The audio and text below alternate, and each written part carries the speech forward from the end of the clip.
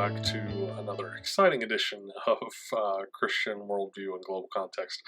Today we're going to be talking about Theism and Deism, and then we'll talk a little bit about Naturalism as well. But mostly we're going to be talking about these two together, and then kind of how Deism sort of led into the advent of Naturalism, at least in the modern sense of the word. So the emergence of Deism. Deism, in brief, this comes from the Latin word Deus, and Deus is the Latin word for God. Okay, and Theism comes from the Greek word Theos, and Theos is the Greek word for God. You can kind of see a little bit how Theos and Deus are sort of similar to one another. The difference being with reference to these words that we're using, theism and deism. Theism comes from the Greek word theos, right? That's where we get the word theism. And what we mean when we say theism is that you believe in a God. This tends to mean you believe in a specific God.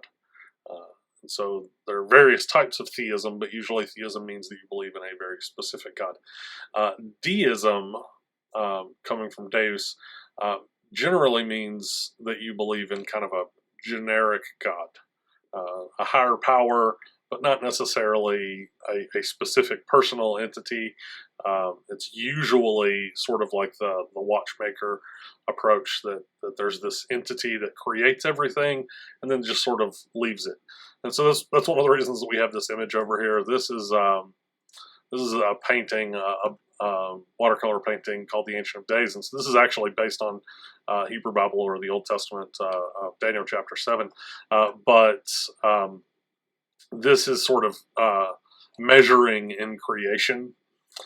And so this is kind of, it's not a deistic painting, but it sort of depicts this kind of creation, but kind of at a distance. And so I like the way that looked with reference to what we're going to be talking about here with deism. So what happens is we get disagreements about the Christian religion. This obviously comes after the Reformation. And in the Enlightenment, we have an emphasis on the sufficiency of reason. And by the way, shout out to my friend Ike. There's a problem with referring to the Enlightenment as it's, this monolithic thing. The Enlightenment's diverse and there's all sorts of different things there. So we don't want to just say the Enlightenment as though it's like one monolithic thing. But for our purposes, in that movement, there tends to be, generally speaking, a reason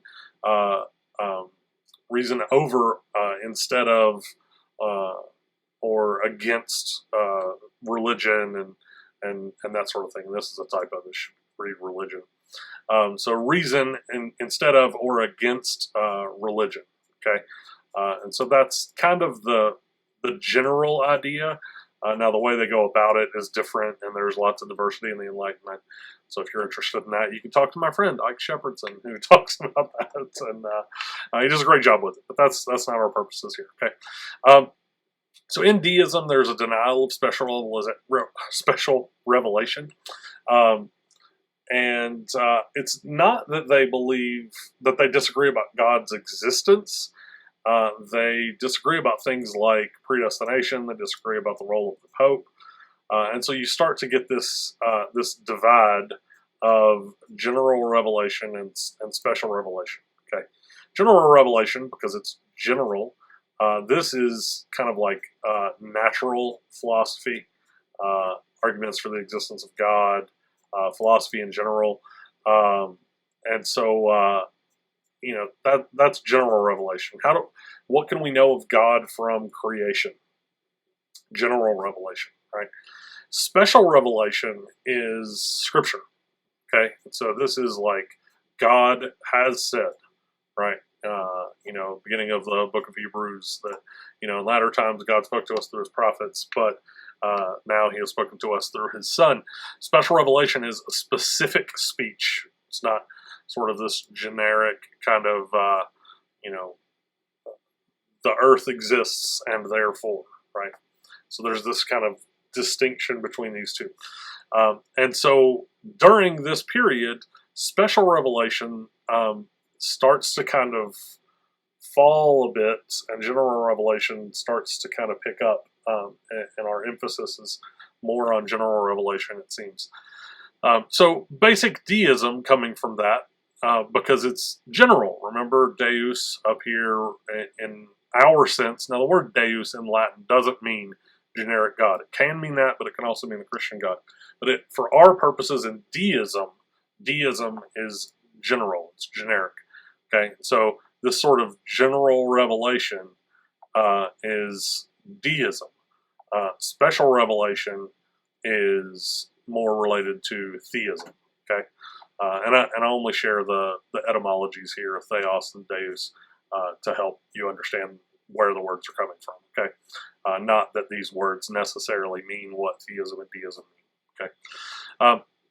So in basic deism, we start to get, like we said, reason over instead of or against religion. Reason judges revelation, right? So we have general revelation kind of standing in judgment of special revelation. Warm deism welcomes Christianity. Maybe Christianity is true, but reason is still primary. Definitely Christian ethics are the result of general revelation. Cold deism, in contrast, is hostile to Christianity. So, there's just a God and we don't know who it is, and maybe he exists, maybe they exist, maybe she exists, but we don't know beyond its existence really much about it. Basic deism, at the heart of it, God is mostly an unknown creator, but not necessarily desiring or deserving of worship. Okay, the emergence of deism, and then modern deism. Sophisticated scientific deism, God may be the first cause.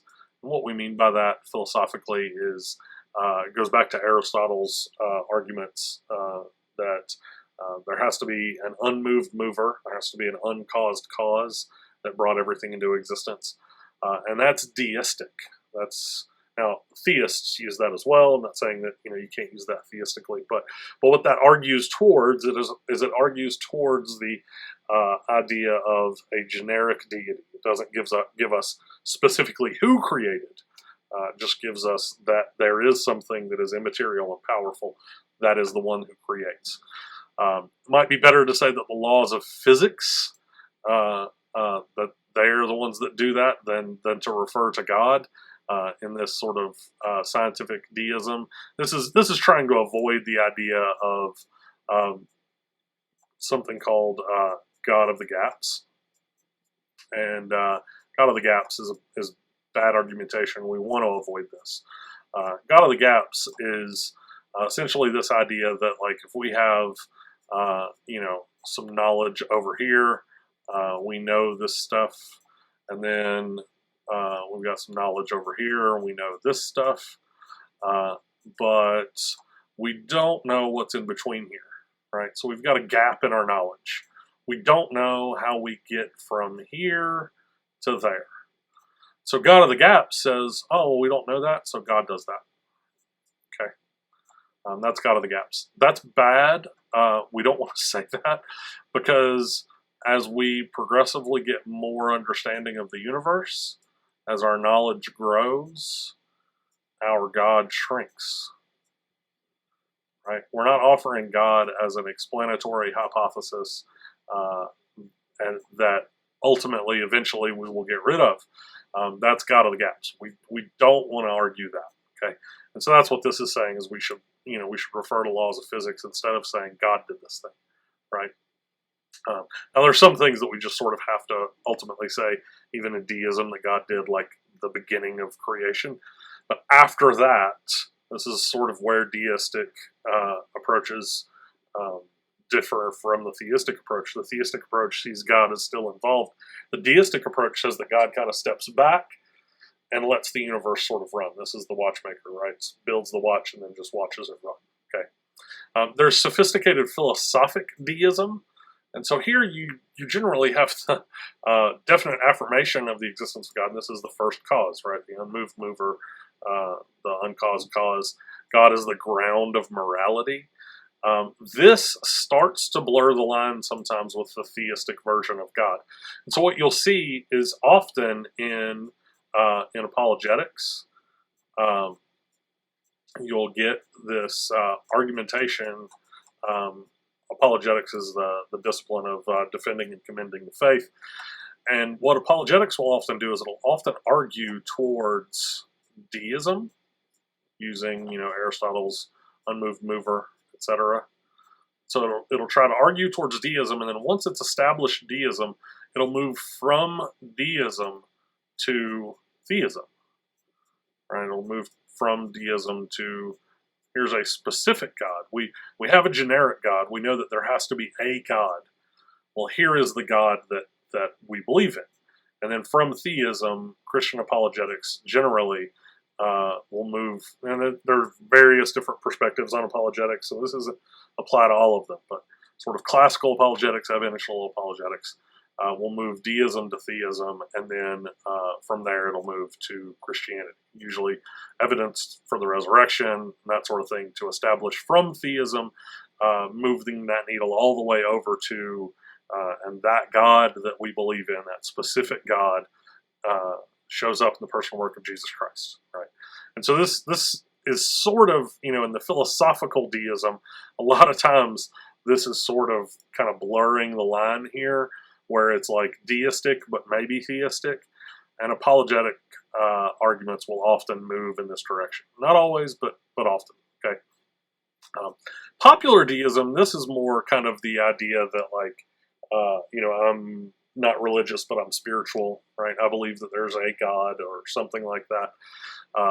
And so this tends to be, a cold version that, like, it's easy to think that God is there, but not really to think much more about it. These are people who haven't committed to atheism per se, but they also aren't particularly devoted to any particular religion, right? So they just sort of, there's maybe a God, but it doesn't really factor into my life, right? And then there's the warm version, and the warm version you will actually find in churches often. This is very popular in America. This is moralistic therapeutic deism. Moralistic meaning that it tells us what to do, right? Tells us what to do, and it also tells us what not to do, right? And so moralistic gives us our do's and don'ts. Therapeutic, it makes us feel better, right? This is, when atheists say, oh, you're just a Christian because you need a crutch, right? Moralistic therapeutic deism would agree, right? That I believe in God because it makes me feel better about life. So moralistic therapeutic deism is very, very common in America, and honestly, probably pretty common in the church in America as well. That we see the ultimate goal of Christianity is to do the things you're supposed to do and not to do the things you're not supposed to do, and God really only exists to make you feel better about yourself. Right? That's really just the whole point of Christianity. Well, do's and don'ts aren't the point of Christianity. I mean, the beginning of the law is, I'm the Lord your God who brought you out of the land of Egypt, out of the house of oppressive slavery. God has already established for Israel what he's done for them prior to giving them the law. And so we don't have, do's and don'ts as a way to get into relationship. We actually have a relationship, and then within that relationship, we have sets of expectations in the context of that relationship, which is not moralism. Right, so it's a completely different thing that continues into the New Testament. When Jesus heals people, he doesn't say, I'll come back in a week, and if you've gotten your life together, then I'll take care of you. Instead, he says, you're healed, or your faith has made you whole, or something along those lines. And then he frequently says, go and sin no more. So there's activity in the context of a relationship, and then there's expectations. I'm going to do this thing for you. And then, having done that thing for you, here's the expectation that I have for you, right? Whereas moralism's the flip of that. Moralism is the do's and don'ts on the way towards relationship. And so this is not actually the Christianity of the Bible, but this is sort of what is prevailed in America for some reason. So some problems with deism. If autonomous human reason replaces God's revelation, then who is God? We all have different perspectives of who God might be, and it seems like God's nature and existence is up for grabs. So we can just sort of argue in different direction. You remember the sort of the apologetics approach that we moved to deism, and then from there we moved to theism, right? Well, there's a whole lot of argumentation, and then from there we moved to Christianity. There's a whole lot of argumentation along this line, right? That we could move in all sorts of different directions based on this stuff, right? Who's to say that the God that created the universe isn't, Krishna, right? Or, Allah, or any other deity that you could name, deities from the ancient world, right? Who's to say that isn't the case? Now, an apologist is going to have counter arguments for all of that, and, that sort of thing. But specifically with deism, right? If you were to stake your ground there and try to stay there, right? Try to stay there at deism. One of the issues there is, man, it's vague. And so one person's idea of who God is just as good as another person's idea. That's one of the reasons why apologists kind of have to make that move to theism, to try to start getting more specific. So, if autonomous human reason replaces God's revelation, then what is the good? Got another typo here. Then what is the good? What is the ground of morality? How do we know what we should do and what we shouldn't do, right? And so that's an issue there, right? Rejecting the notion of the fall means that God created poorly. so if there's no actual actual explanation here.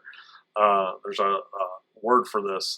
It's ideology, and this is like the origin story, right? If there's nothing to explain why we're sinful, then is it just God's fault? Did he just mess up, right? Do humans have free will? If God created the world and then just kind of backed off, it seems like there's just sort of like a mechanistic determinism working its way out, and that's problematic, right? Is the universe really like a clock? Human personality on the one hand, quantum physics on the other? It seems kind of like our perception of reality, at least, indicates that there is an instability or an uncertainty in the universe, whereas that wouldn't be the case if we kind of have this mechanistic determinism, which is what we would expect from deism, from the watchmaker, from just kind of stepping back. And this leads ultimately, and the reason we're talking about naturalism is that deism eventually, deism is God of the gaps. Okay, deism is just saying, well, there's some things that we can't explain, so I'm going to affirm the existence of a God to sort of cover the stuff that I can't explain. Well, then eventually you realize I don't need to do that. I can just say I don't know, and I'm not going to say that a God did that. I'm just going to say I don't know what. I don't know how that happened, right? So ultimately, we get from deism to naturalism. God's character and work are reduced to a minimal status in deism.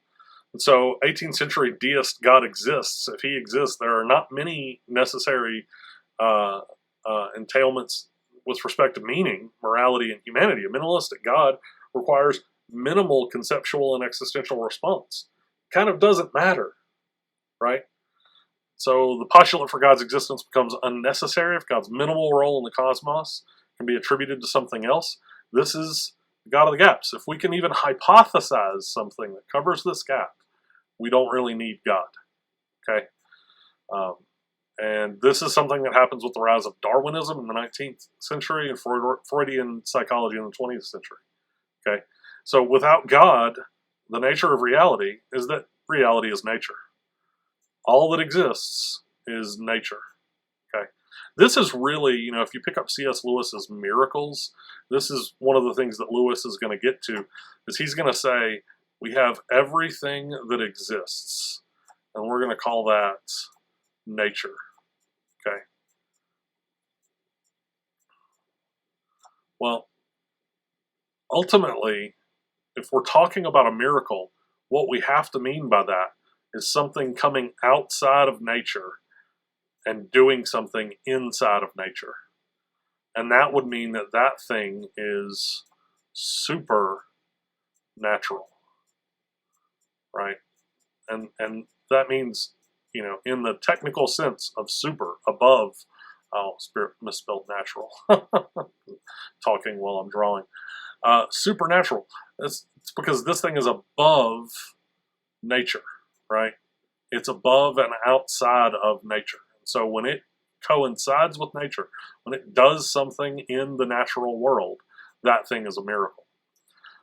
That's what Lewis is talking about in Miracles. Okay, Miracles is a really great book by him.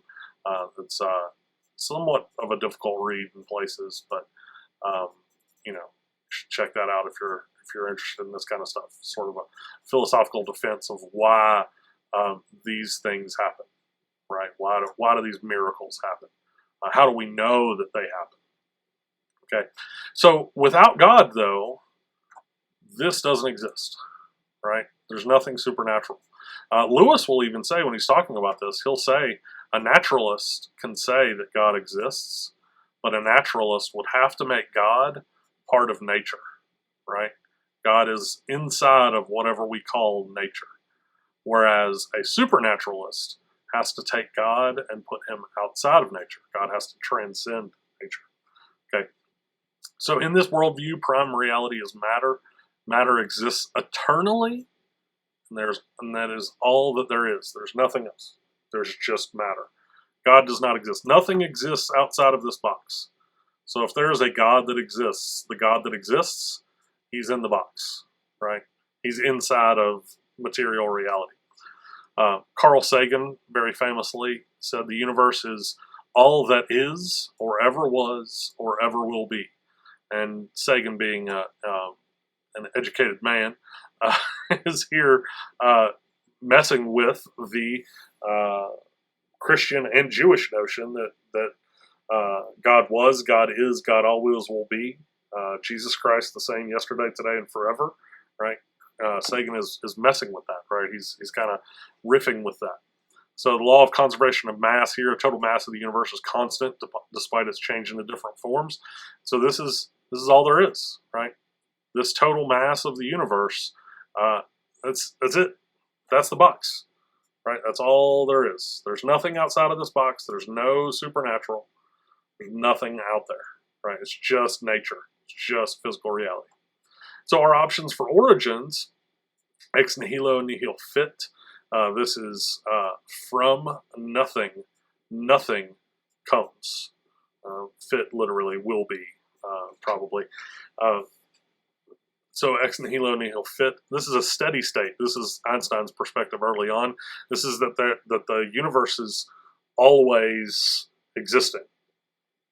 Now, William Lane Craig takes this on and shows how the perspectives that were held by people prior to the emergence of the perspective on the Big Bang, that when we start to get the emergence of this idea of the Big Bang, that forces us to conclude that there is a beginning, and a beginning implies a beginner, right? So this gets us that typical, again with apologists, that gets us the Deism, right?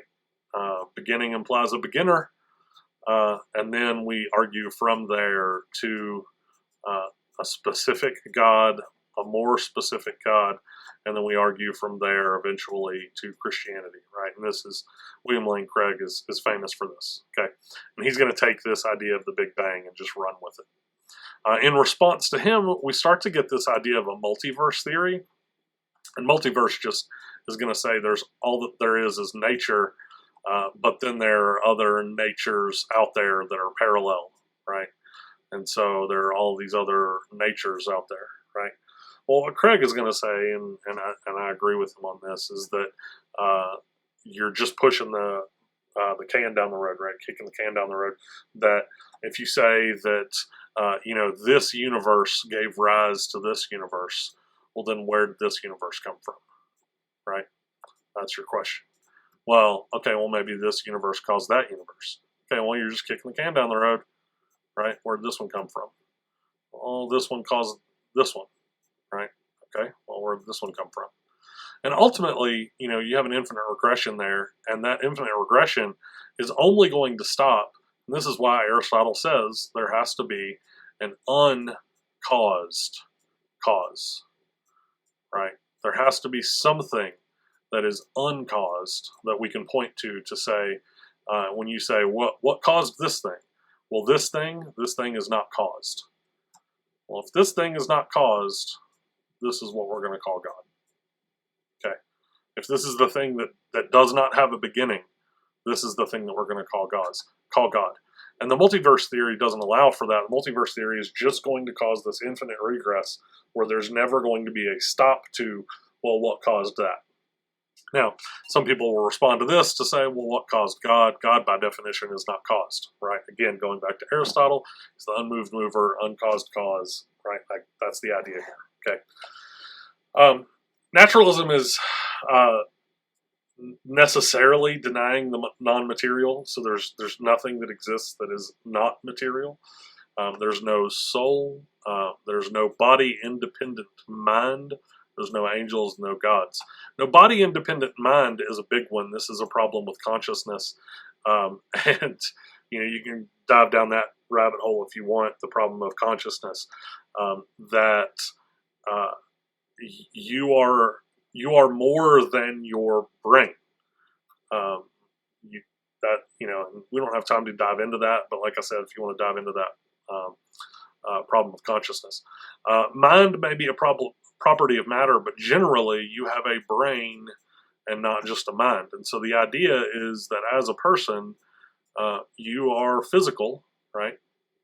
And you have a brain, hopefully. But that brain is material, and it is interacting with an immaterial mind.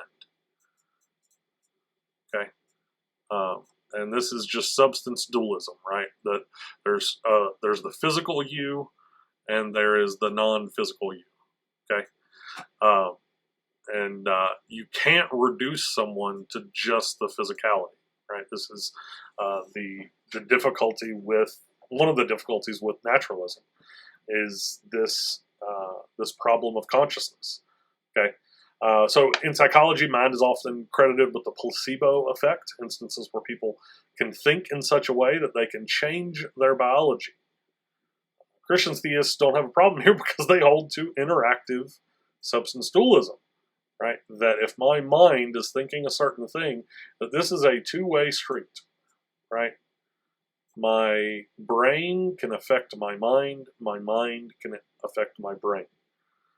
Evolutionary biologists will sometimes refer to the mind as being distinct from the brain.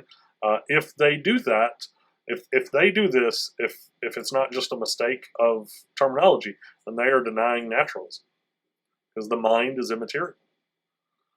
And we got to push back on that. My friend, borrowing this PowerPoint actually from my friend Dr. Stephen Felix Yeager. So his friend, I should change this to say, a friend of a friend, says he will talk about the mind, and when Stephen asks, how does something non-material come from only material causes, then he'll correct himself and say brain. That this, your brain is the physical part of you, your mind is the non-physical part of you, and so this substance dualism, this is a philosophical problem with naturalism. The world around us, the cosmos, exists as a uniformity of cause and effect in a closed system. If this is the truth, if naturalism is true, then this is true. And ultimately what that means is, no miracles, no divine intervention. Obviously that's the case if naturalism is true. But it's also some form of cosmic determinism. That literally you think the way that you think because of your biology, because of all of the experiences that you have, you are not capable of thinking otherwise. That everything that you do because it is fully determined by your biology. Again, remember, if you are physical and non-physical, then we can get around that. But if there's no non-physical and you are just your body, there is literally nothing explaining your behavior other than your body. And so you are locked into physical determinism. Only by having substance dualism are you going to be able to say, like, I can actually override what my body wants me to do. It's the only way to do that, right? You can draw a relationship of cause and effects, and you can have a sense of free will, a sense of moral responsibility.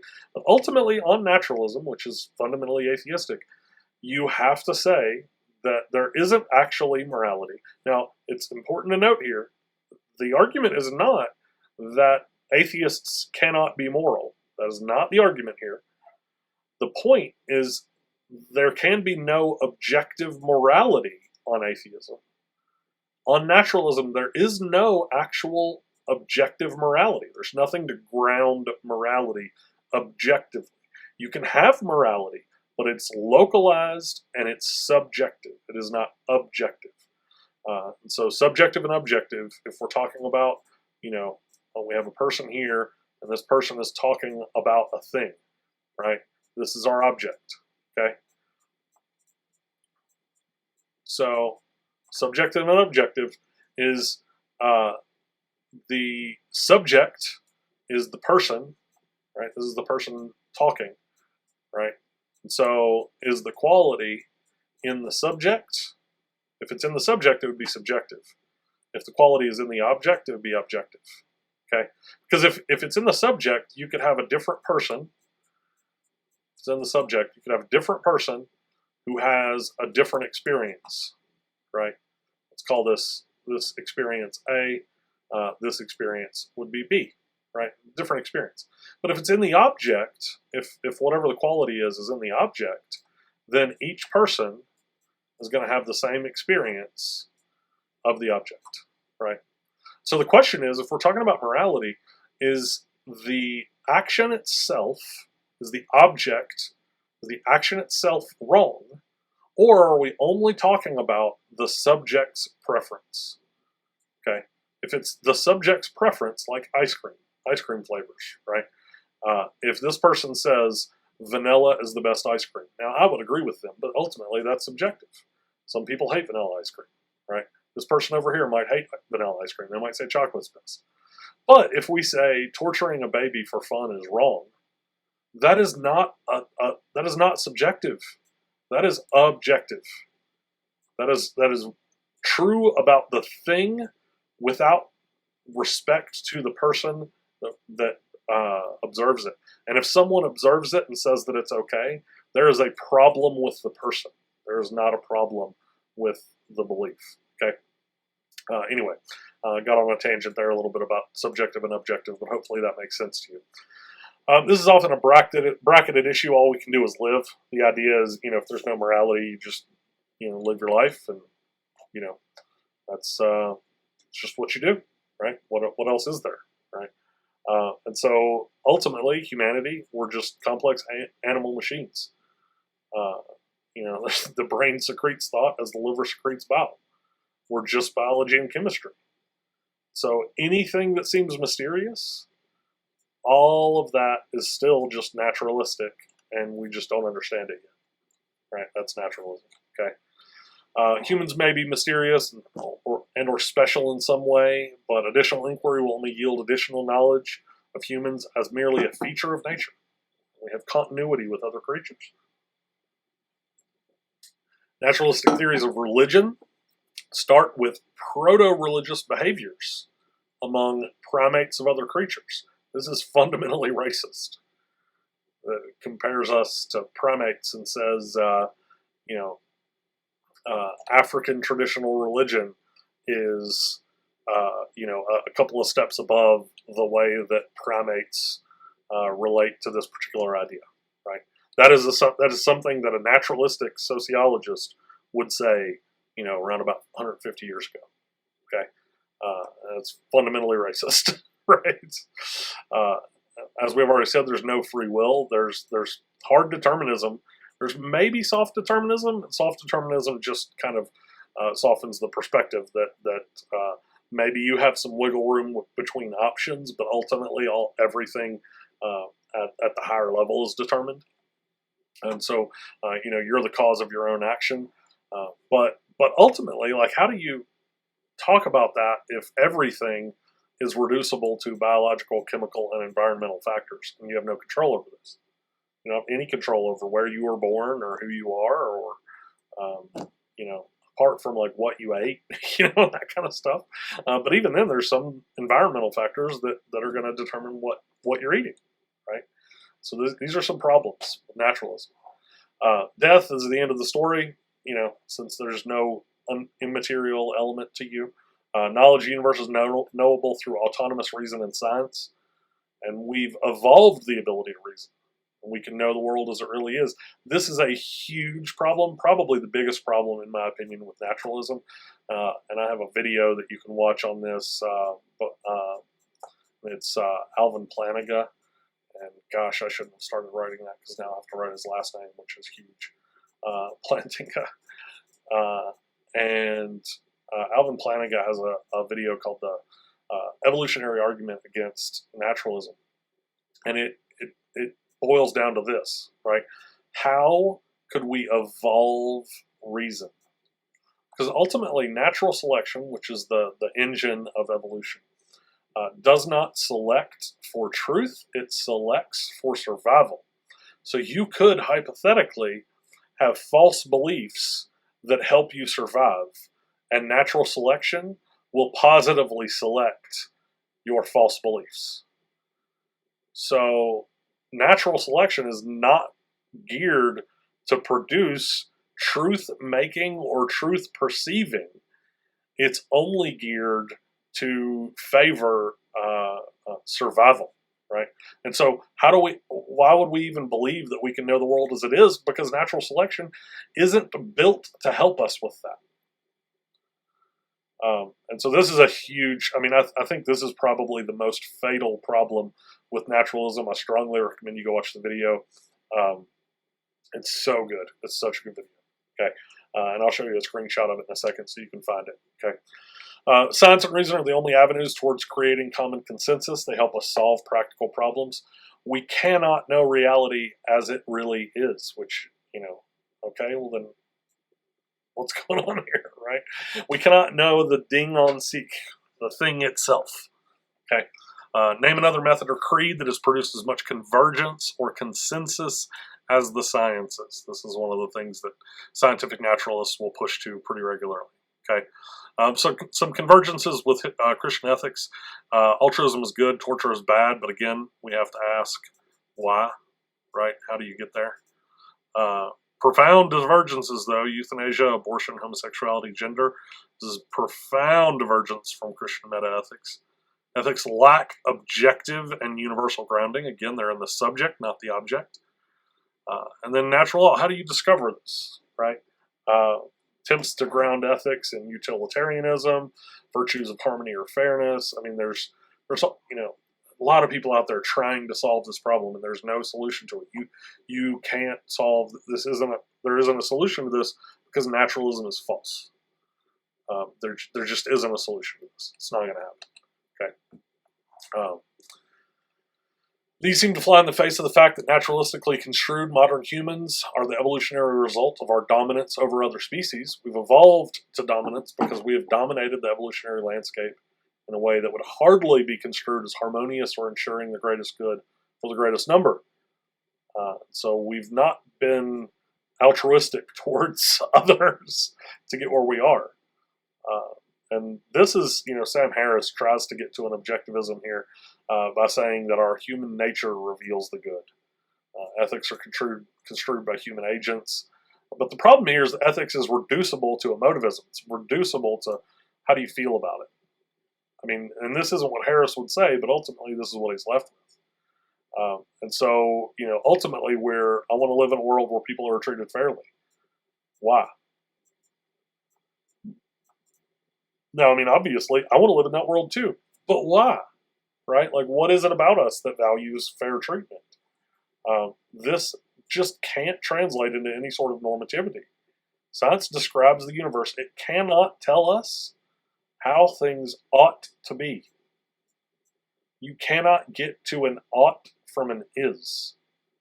Okay, you can't take the state of things and say, this is how things should be.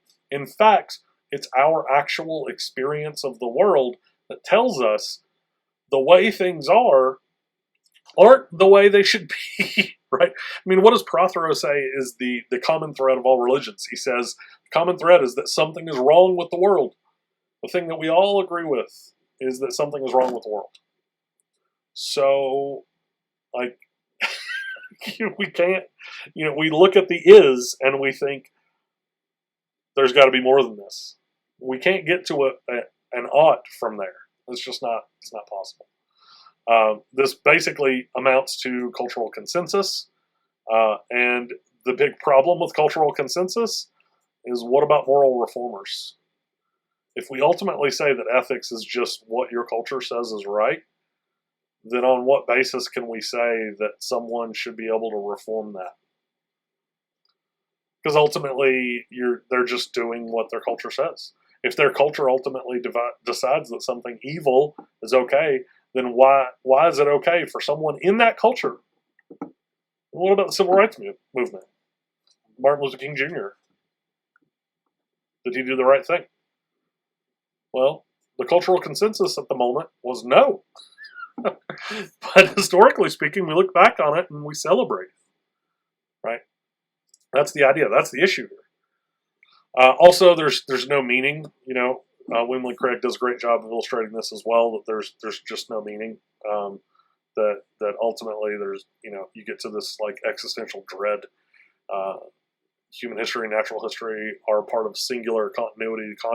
Cosmos is either self-caused or uncaused, and there's no end. Teleology, teleological. This is the end, the purpose for something, right? So there's no direction. There's no purpose that we're moving towards. So something can be subjectively meaningful, maybe, but ultimately it's not ultimately meaningful.